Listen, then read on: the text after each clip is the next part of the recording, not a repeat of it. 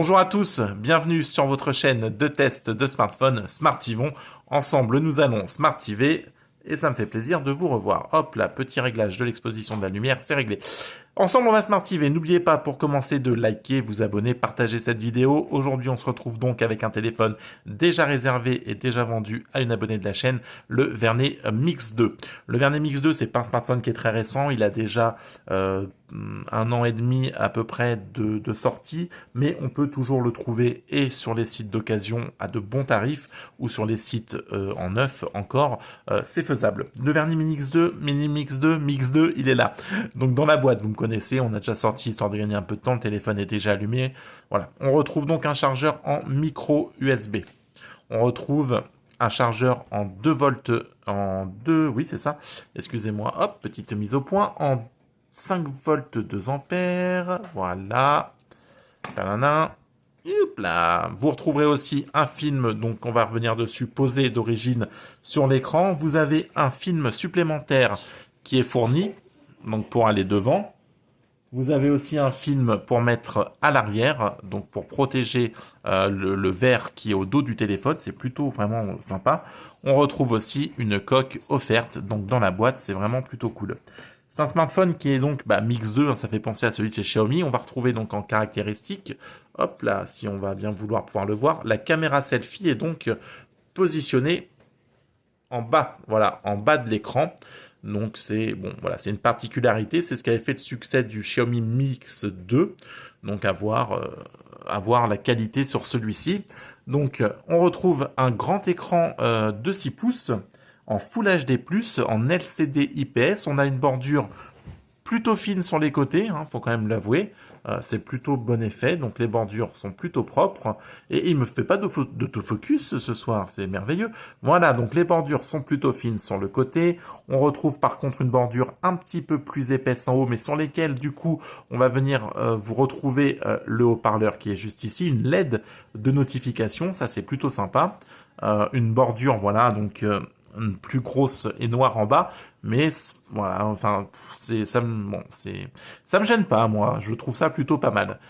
Sur le côté, on va retrouver, eh bien, le tiroir SIM, donc dans lequel on va pouvoir venir loger une carte SIM, une carte SD, le lecteur d'empreinte à l'arrière, un double shoot en rear caméra, donc c'est du 13 mégapixels, le flash, Vernet donc qui vient se retrouver ici. On va faire sauter ça là.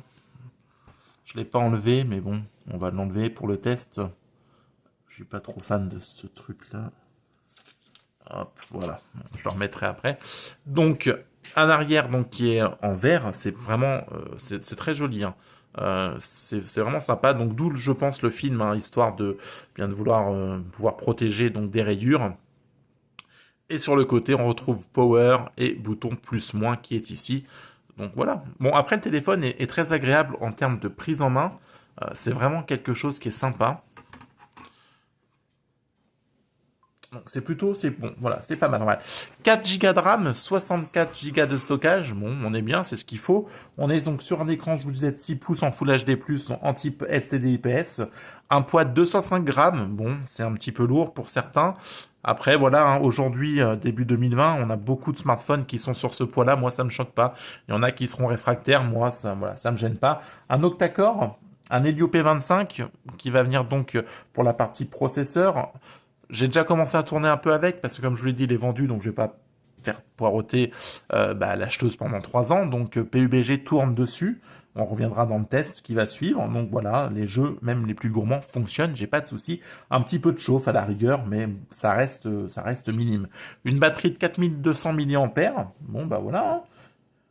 8 mégapixels pour la caméra selfie, donc j'allais vous dire qu'elle est là, mais elle est là. Et puis enfin, il était vendu 200 € à sa sortie, et maintenant sur AliExpress, on le trouve à 80 €. Donc c'est un smartphone qui est plutôt joli, hein. Moi je trouve agréable à regarder, donc il est en couleur bleue là, il est franchement pas mal. Bon, il est un petit peu lourd pour ceux qui seraient habitués à des formats en 160-170 grammes, mais ça lui donne un côté qualitatif. On a aussi la prise jack, pardon, je ne l'ai pas dit, en haut. Voilà, donc c'est Ouais, moi, enfin, je l'aime bien, hein. Le design, je trouve pas mal. Bon, c'est un peu à l'ancienne, vu qu'il est sorti pas, voilà, on n'a pas la goutte d'eau, etc. Mais enfin, il fait pas du tout passer quand on l'a en main. Il y a rien de honteux. Il est vraiment plutôt pas mal. Allez, on va se faire. J'avais fait quelques petites photos du coup que j'avais aussi envoyées. Donc on va pouvoir en prendre une, hein, voilà, au hasard, histoire de se rendre compte. Voilà, ça c'est mon chien. Donc voilà, les photos sont en extérieur aussi. Il y en a, j'en avais pris une ou deux que j'avais envoyées. Voilà, donc en extérieur, c'est pareil, hein. Le résultat n'est pas mauvais si on n'avait pas cet effet flou dû à la mise au point. Voilà, je te remercie. Donc voilà, les photos sont aussi bonne facture, c'est un peu la surprise que j'ai eue. Alors, en intérieur sombre, c'est un peu compliqué, mais une fois qu'on est repassé vraiment dans des bonnes conditions, l'appareil photo fait le taf. Mieux que le Motorola G8 Plus, là, qui refuse de me faire des mises au point depuis tout à l'heure, et qui va voler par la fenêtre. Merci Motorola. Il est à vendre lui aussi d'ailleurs, n'hésitez pas. Bon débarras. J'en peux plus de ce Motorola. Donc voilà, et on va se faire une petite partie son, histoire de voir le haut-parleur, ce que ça donne sur une musique libre de droit.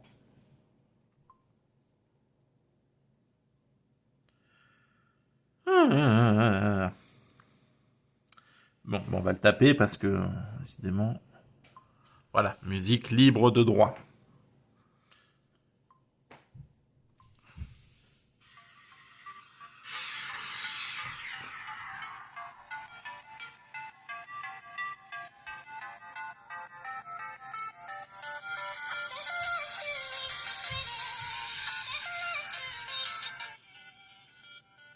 Alors, on n'a qu'une sortie haut-parleur, hein, on est bien d'accord. Enfin, j'en ai deux, mais il n'y a qu'un seul haut-parleur. Donc le haut-parleur, je le trouve un peu pas limite, un peu léger. Voilà. C'est un peu aigu, je trouve. Ça passera hein, pour regarder une série, voilà. Mais après, je le trouve un peu bas. Au maximum, c'est un peu bas. Voilà. Voilà. Il va bien, l'INSEE, calme-toi, il n'est pas mort. Désolé. Voilà, donc c'est un peu bas.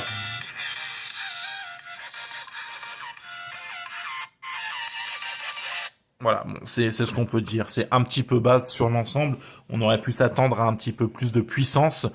Bon, après, voilà, quand vous mettez une série ou quand vous écoutez de la musique, vous mettez des oreillettes, un truc sur la tête, et vous serez absolument pas gêné.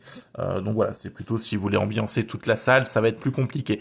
Svernet Mix 2, c'est vraiment une bonne surprise sur un smartphone qui a un an et demi, qu'on trouve aujourd'hui à 80 euros. Voilà, ça fait quelques jours que je tourne avec. C'est une bonne surprise. J'en suis plutôt satisfait.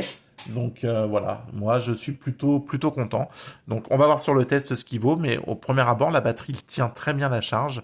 Vous tenez la journée, j'ai pas de gros soucis. Donc voilà, on pourra voir tout ça plus en détail. Voilà pour cette vidéo de déballage du Vernet Mix 2. Je vous remercie de m'avoir suivi. Je vous souhaite une excellente journée. On se retrouve très vite. J'ai plein de modèles. N'oubliez pas dès qu'on dépasse les 400, le concours des 400 et dès qu'on sera à 500, le smartphone à gagner. N'hésitez pas. Allez, prenez soin de vous. N'hésitez pas à vous abonner, liker, partager. Et puis voilà, allez, je vous kiffe, ciao, bye bye.